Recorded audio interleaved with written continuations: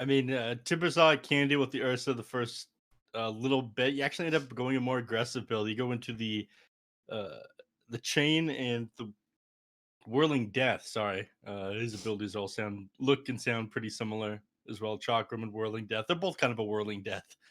Yeah. So whirling death and timber chain is the build against Ursa, and you pick up something else that has some pretty heavy damage. You don't let him build up the Fury Swipe stacks on you. Even with tons of point and some reactive armor, he'll end up building those things up, and you can't re-enter the lane. So you out damage him, and that's the play. So we'll see them pick up a heavy damage hero alongside this Timbersaw if they don't plan on running the Miranda Timbersaw 3-4. You could Oh run in. my God, the chat lines. Oh, okay. We might see a Drow. Oh, Drow's banned. Okay. So maybe we're going to be seeing the core Mirana that was attempted yesterday, I believe. Did not have a lot of success, if I do remember. It kind of fell flat, but with a Vengeful Spirit, it might be a lot stronger. Yeah, it could be. I mean, that's the what 36% damage at level 4 of the Vengeance Aura now. Yeah, and just the extra attack range as well is pretty sick. I know that you are a connoisseur of finer things in life, such as Pause One Vengeful Spirit. 10 seconds. I don't know about the. I don't. I'm not a huge fan of Carry Venge. I think it kind of fell off for a while, but even just as a support, it works really well. Okay, we're going to see DNM Puck. He grabs it.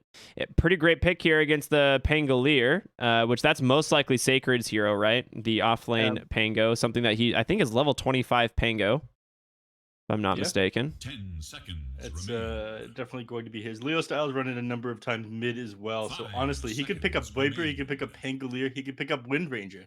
They're keeping Sadboys guessing here. Any of these people could be his mid. It just depends on whatever it is Sadboys want to run. Thunder Predator do have the last pick though, and it is going to be Ursa on the Pause 1. We know that much, right? Yeah. I feel like Thunder Predator's draft is kind of greedy right now. You do lack a lot of hard disable outside of, Shackle. All you have is slows. And when you're going up against this Sadboys lineup, Timbersaw works pretty well against no control. So as long as he can get outside of that Nether Toxin, he feels pretty safe. It'll be interesting.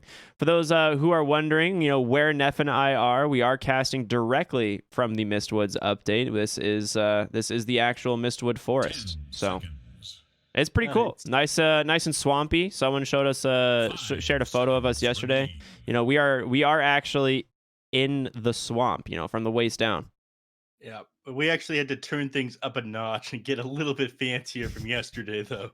I have got my traditional Canadian jean jacket, and Ricky broke into his bolo tie collection. Yeah, I'm a big fan of accessories, Neff. I've got a bow tie collection, a tie collection, and now a bolo tie collection.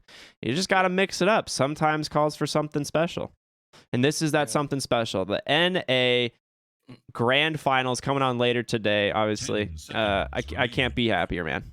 The last tournament of 2020, we've had the honor of casting here. It is quite the honor. Wraith King now picked up. Now you got to admit, you did undersell this hero a little bit, Ricky. It looked like on paper it was mega nerfed, but I guess the advantage of being able to just get the level 20 talent, for 1,400 gold, and then also have another talent seems pretty good. And then that guaranteed burst from that crit is we saw. I mean, with Sammy Boy, he just blinked, immediately crit someone, and then they die. It's a very cool thing. Yeah, what is it? It starts at 150%, then it scales at a 40% per level. Yeah, something like that. And I have not learned all the numbers yet. I've got them memorized. I'm the Rain Man of Dota 2. I love it. That's a good thing, right? Yeah, I'm sure it's a good thing. You got Thunder Predator. They got one pick left.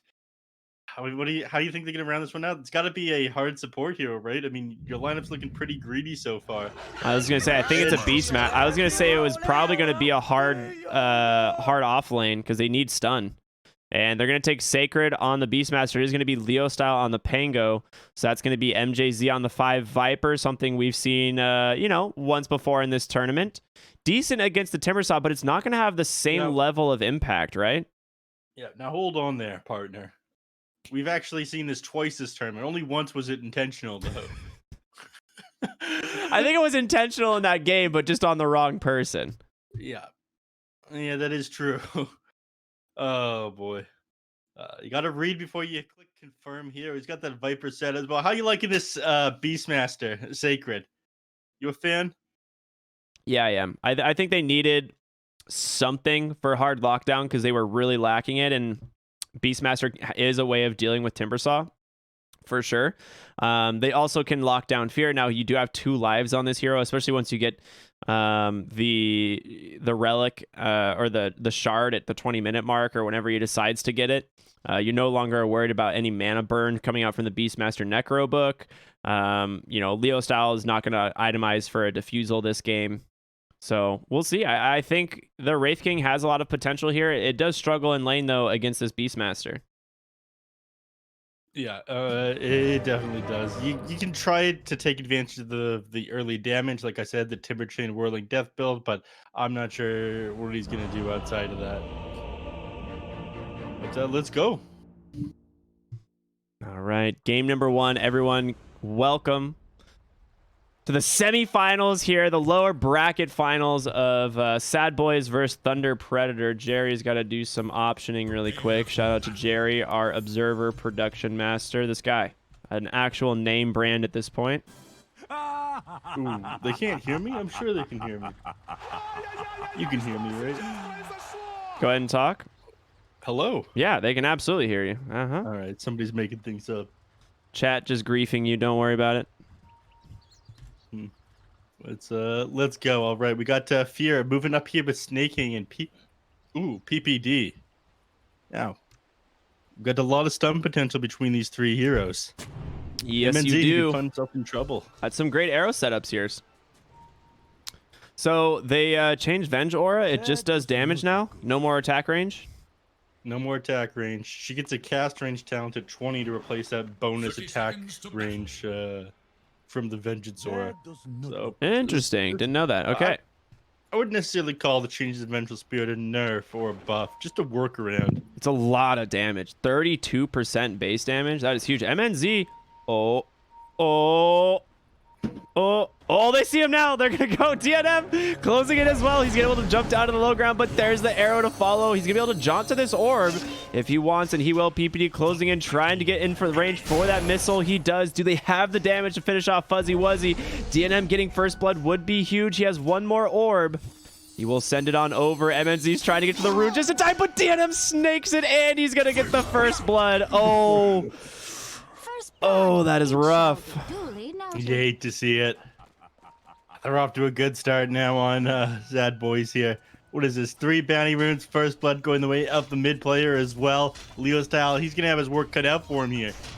I'm curious what he's got on Courier. Probably Sal, finished Wraith or Ferris Null Tile. And okay, so he picks up Tango, Mango, and the Null Tile recipe as a result of that. That is a fantastic start for the mid lane.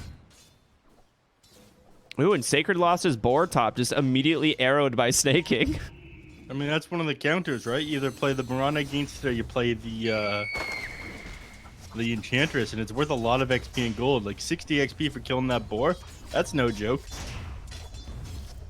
Yeah, it's very nice. What is the courier? What? No. Wait a minute. Yeah, okay. PPD, the wand's still on it. Sorry, the stick's still on it as it goes down. Yeah, he was Rookie struggling for sure. His brain is overwhelmed by these updates. This patch, PPD, he's the only one who can comprehend the full nature of them. Yeah, because absolutely. Of that, he's just overwhelmed. We are going to see, obviously, the lane swap. We didn't really point it out, but it is essentially the safe lanes versus the off lanes, just, in the opposite of lanes. So it's a kind of what Thunder Predator wanted. I don't think they're too worried right now on the Timbersaw. He is getting some good solo experiences. They are tri-laning against Sacred's Beastmaster, and it's a lot of damage coming out. This magic missile into arrow combo. Sacred falling low, but so is Snaking. He doesn't have the damage. This Beastmaster, he just hits too damn hard. There's going to be the Fairy Fire. He survives. Slayton gets the kill. And there's your voice lines. They ruin it. They ruin any kind of post-kill analysis with all this voice lines. let's look at snaking. He's rotating down here to the bottom lane. Arrow comes out, ends up connecting with the Ursa. And he actually ended up not going any points in a Whirling Death. This is surprising to me, especially given the fact that this is the 5 Viper. I think if he had that Whirling Death Timber Chain build, he would have gone down. Instead, he's opting to go maxing out this reactive armor. I think he's going to just 0-point Whirling Death and max the Timber Chain. A lot of times against the Ursa, I see people max out the Timber Chain, especially against Viper too, because all you need to do is create space. And you still do a lot of damage with the Timber Chain. The cooldown ends up being very short. MJZ's got to be careful. If he hits an arrow here, he might die. Arrow not going to connect. A good throw, though. Yeah, and there's the all chat lines, as you would expect. Yep. I mean, Thunder Predator, like we said, coming off of an absolute high, winning a tournament yesterday. 2-0ing their lower bracket opponent here on the BTS Pro Series Season 4. So they're feeling really good. This team has all the momentum in the world going their way right now. And Sadboys, you know, they're coming off a defeat in the upper bracket finals. Yeah, Sadboys definitely have to work it out for them. I do prefer Sadboys' draft. Don't get me wrong. I think your draft on Thunder Predator is incredibly greedy. Yeah, I'm with you on this one. I'm also not sure how I feel. I'm not sure how I feel about Sadboys rotating the Mirana down there to the bottom lane, though. Putting him against the Beastmaster to kill those boars, I think, was a great move. Yeah, he did get a lot of space, though. I mean, we can see Fear is level 4. He's got these 2 points in that Mortal Strike, which allows him to pretty much guaranteed kill any creep, last hit, stuff like that. Sacred struggling a little bit, about to hit level 4, finally. But DNM's going to be able to bottle a regen rune. Slayton unable to make it to the rune in time, it seems. No, and Sacred, he'll just last hit him. Well, everyone gives him a little bit of space, gives him time to get CS in. I mean, he was sitting pretty low up until now. Snaking bottom lane does have 1 leap, but the 4 charges from that Viper Strike, just too much, stayed around too long. I'm surprised. He had 2 leap charges and managed to eat 4 strikes. Move. You also got to be careful, son. You don't have the damage to kill this Ursa. It is Juke North. No mana for a TP quite yet, and honestly, you can't really afford to use it unless this courier's got a bunch of regen. It's just got mangoes on it. He's going to go down here on the Timber. Yeah, nothing he can do about it. He realized just how bad a situation was. I think he could have... No, he just got the mana for it. Didn't even have the option of Timber chaining away. MJZ's doing work on this pause-size Viper, I gotta say. Yeah, he's crushing it so far already. The 5-minute bounty runes are coming. Slayton already beelining for the other one. No reason to contest that. He does get a good high ground ward here that does block the camp as well.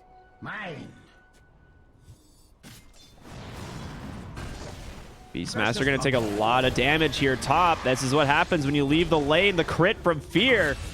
Every 4 seconds, sir. Well done. So that was a good heads-up play there from PPD, right? Oh, the Wraithfire Blast, the arrow, it connects. It's a double kill for Fear. Yeah, it is not good to give this guy an early advantage either. He's going for Radiance this game. Yeah, that's what we see. I'm not sure how I feel about that. I think you just go very heavy damage. If you ended up going Blink Desolator, I think it would do a bit more because you got that initial crit no matter what, right? Well, oh, they managed to find Sacred anyway. The triple stuns the crits. This man just TP'd back up here, died back to back. And now you have to make that walk of shame back to lane, and you have a catapult here. This should be a tower, right, Neph?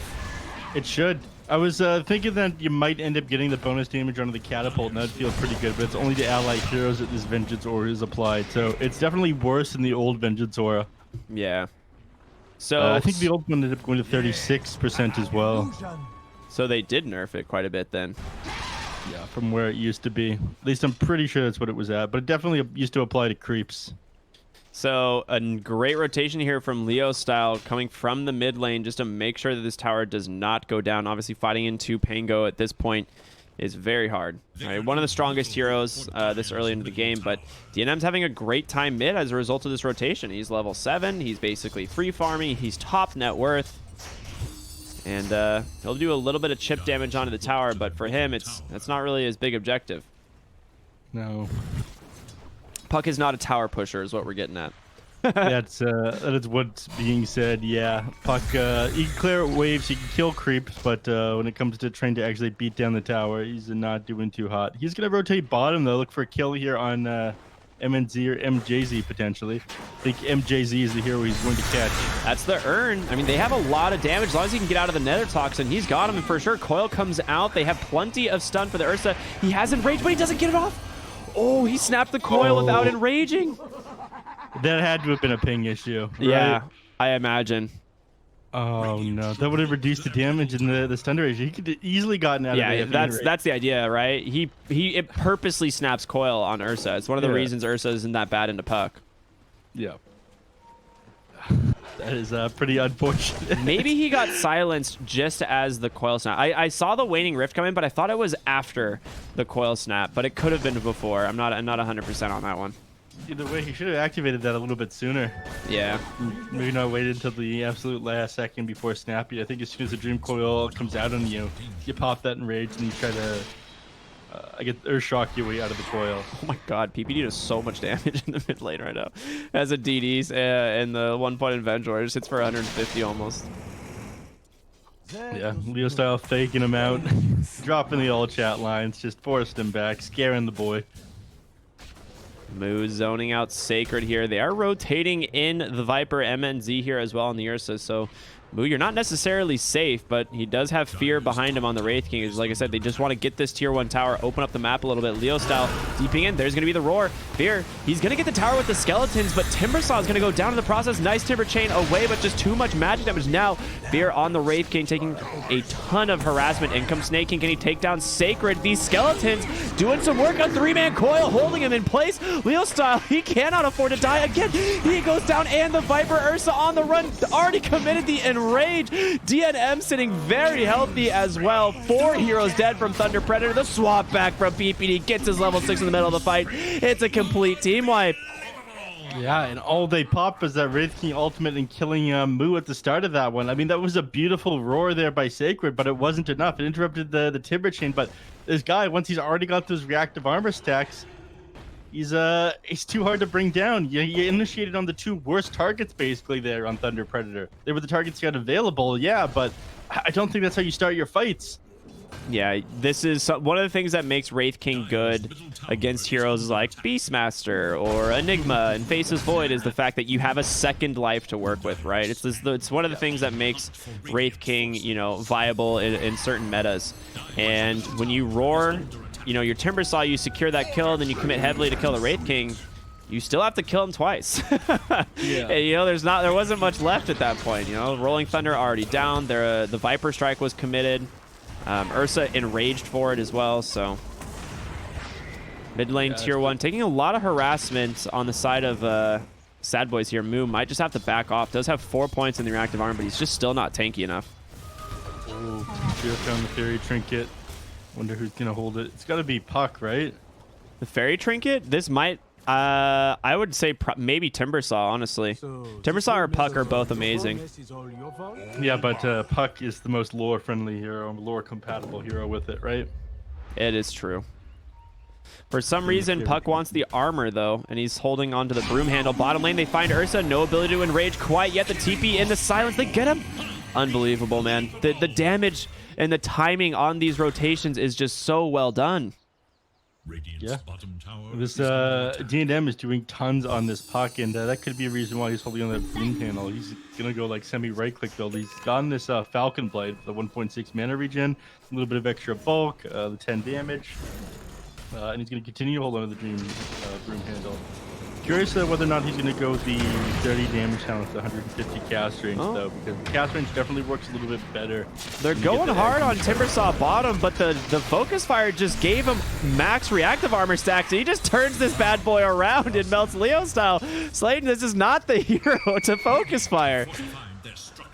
It's starting to look like a disaster for Thunder Predator. I mean, yesterday they were looking hot. Managed to take the series and take the best of 5 finals for the Movie Star League of Pro Gaming 3-0. But today, it's a different story. We're 12 minutes in, basically. 5K net worth up on Sadboys, and yet it's 13-5. And Fear's about to have a Sacred Relic. Yeah, I think this lineup was just too greedy. It can't fight early enough. Yeah, that was what I was realizing as well.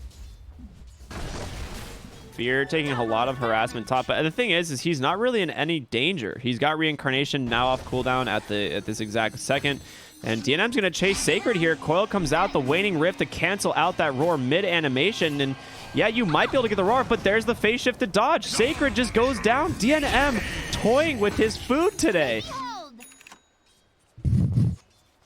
Oh no. I mean, that was a DD rune. The only reason that gank is successful is because of that DD aim. He ends up doing 1,300 damage on the puck in that fight. But I mean, yeah, he's 4-4-1 on his build.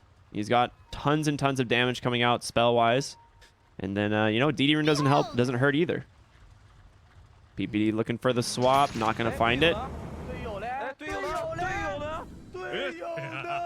I'm curious as to if Puck does end up going with 30 damage talent again. He's can scale pretty well into a right clicker right now. And when we talked about all these new Aghanim shrubs briefly when the patch first hit, as we were casting it, the guy just like the extra shove back potential, the extra jump potential, being able to play around with your enemies, you'll get that many more right clicks and being able to shove somebody out of that waning rip with a 400 radius. Yeah, I actually played Puck last night and picked up the shard. It is very good. The weird part is, what it felt like, is that the knockback was the worst part of this shard. Legitimately, which is surprising, because I thought that was going to be the best part. But it's not enough to really secure a coil most times. You do have to usually rely on either an ally or something. But the 70 bonus damage and the true sight actually was incredibly useful. Bottom line, another great gank coming in from DNM is he just can blow apart that Viper with the assistance of Moo. Tons of pure damage coming out from that hero. But yeah, it felt like just the 70 damage and the true sight was just way stronger than the actual knockback. Yeah. I don't know. I think the knockback is really good for the like Egg Dream Coil. I mean, it's a 4.5 second stun when you have your Egg and Scepter. And it's a lot of things people don't expect, right? You're like, oh, okay, I'll just sit near the edge here, no big deal. But now if you get Dream Coiled and he has that shard, you have to sit in the center of the Dream Coil, right? Otherwise, yeah, he's gonna snap you. Yeah, it's 600 break radius. So actually, he could just drop it somewhat near you, or sorry, catch you on the edge of it, and then pop that waiting rip directly afterwards and shove you out. There's nothing you can do about it. Yeah, that's a good point. 4.5 second stun. Fantastic kill here in the mid lane. There's the roar getting put to good use this time. Has those double bore and the archers there. Bottom lane though, they get Leo style once again on the Pango, and they're gonna be able to chase down the Viper. Stun after stun, crit after crit as Fear takes him down, and he's got a 15-minute radiance on this Wraith King. DNM gonna continue the chase here on to Sladen. No wind run for 5 seconds. Fear's gonna be able to gap close with those phase boots, and hello big boy, here's my sword. Oh! He gets the wind run off, but still too much magic damage. Beautiful plays here from the Puck over and over, and Sacred almost manages to find a kill there on PPD with these Necro units. He will survive, though. Is he going to pay for this? No way DNM continues this chase, right? Well, with the help of Moo, he's going to, and he's going to go down. Dude, they have no chill here. It is 19-6. Yeah, I'm curious if they take Roshan here. I mean, you probably want 1 or 2 more items in the Wraithing. The Radiance makes it kind of hard to grab. But they've got the catapult with them, so they'll just shove this mid lane. They continue to zone MNZ back underneath the tier 3 tower at only 16 minutes in the game. Yeah, it is. This is the thing. Like, Fear is already incredibly strong on the Wraith King. He's level 13, has the Radiance. Going for his halberd, obviously a fantastic item to build into an Ursa at any on almost any hero, but when you're a Wraith King, even better, giving you that extra healing regen. And then you have obviously the extra evasion being provided from both Radiance and the halberd. So it makes the game very difficult for the Ursa until he has like a BKB, which I mean he's getting, soon, but I don't know if it's going to be in time. Soon isn't enough. Yeah, you gotta need it now. Yeah. This is another issue. They've just stalled for time because they've opted to go this Battle Fury build on the Ursa and then get the Black King bar afterwards. And I do think that going in the Black King bar second item is the way to go, but I'm afraid it's just going to be too late. I mean, look at them. They're ripping these heroes apart. Slayden ends up dropping. MJZ, he's down. And MNZ, all they can do is fire up these creep camps up here as they take their tier 2. Yeah, I mean, this has just been perfect execution. The Yule set up there, double leap forward from the fog just to make sure to catch that Windrunner. And Viper, you know, he tried to throw some assistance with another Toxin, but Fear targets correctly, throws that Wraith Fire Blast onto the Viper, knowing the Windrunner is dead. And he's just like, cool, we'll take a free kill. 2 for 0. We get your tier 2, no big deal. Snaking, he's found Pango bottom. He has a Yule's. He's honestly just going to wait for the Rolling Thunder to end here as long as he doesn't die. Yeah, there's the first leap. The TPs, they're coming in. Their coil just comes out. You can't get out of here now, Leo style. Again, they'll just follow it up with the Yules into Arrow, and that's just a dead Pango. Yeah, him doing his best to find some farm and shove out the lanes to slow down the push here from Sadboys, but they're not slowing down at all. Top lane Sacred, he's dropping low. He might just drop to the Timbersaw by himself. Oh, the Ursa. If he goes down, he pops his enrage, but Fear has just no intentions of slowing down. On the backside, Viper just going to throw his body to distract them. Be like, hey, kill me instead, please. Slayden behind the tower. They do see him now. Puck gets the Waning Rift. Does have Windrun available, but currently silenced. Timbersaw does not really care about evasion. And he'll just find the kill there with that last Timber Chain. It is 24-6, a 10,000 gold lead. Sadboys are just running away with this game. Yeah, I mean, they've got a way stronger ability to fight into them, and so they've just been doing that non-stop. I mean, I talked about the versatility of all the heroes on Thunder Predator, but none of them are that good at taking team fights. You can get these solo pick-off, yeah, and they found Leo style. Phase, he's coiled up bottom. Do they have the follow-up is the question. He's going to have to Rolling Thunder away, and he will be fine. But look at Snaking hiding on the side here. He's just going to follow him. The Eeks come out. Fear is there as well. He gets the swashbuckle, but the Yules again into the Arrow. Do they have the damage? Looks like he's going to be able to walk away. Fire Blast. Oh my goodness. DNM snipes him on the tier 3 tower. Yeah, he's not walking anywhere. Fear, he's very close to going down, though. He will be bottom lane. They're going to go for the Ursa as well. He enrages. He could go for a TP. But he's a little bit afraid. He doesn't know who the rest of the heroes are. MNZ just going to go for the run, but he's going to run right into Moo on the Timbersaw. He doesn't have a lot of mana. He's got to be careful. There's going to be the Magic Missile. And another kill going to go in the way of this Puck here. Godlike 9-0 and 10 at 20 minutes, Neph. And he's doing this with barely any items. I mean, all he's got is the the Falcon Blade as far as bonus damage goes, despite being such a high level. I mean, Blink Dagger, Boots of Travel, Wand. I mean, yeah, these allow you to take fights to enemy heroes, chase people down, but he's doing so much damage with so little. Yeah, I mean, Puck has an incredible magic damage kit, right? You just do so much spell damage early on. He also took that cast range and now the spell amp at 15. This is just, yeah, an incredible performance from DNM once again. I mean, all tournament long, it has just been DNM. Somehow Snaking manages to snipe that kill. It looked like it was definitely going to Fear there, but yeah, just there's no safe spot on the map for Thunder Predator anymore. No, they've got such mobility as well, which is one of the benefits of this Puck picking up the Boots of Travel. If you're popping off like this, it's definitely the item you get. So the moment anybody shows, you know, it's Boots of Travel to whatever lane, then drop the Dream Coil on them. In fact, Puck, he could, I guess he's trying to fill up his bottle of oh no, PPD. PPD came from bottom lane. Oh, okay, never mind. I'm wrong. PPD's right.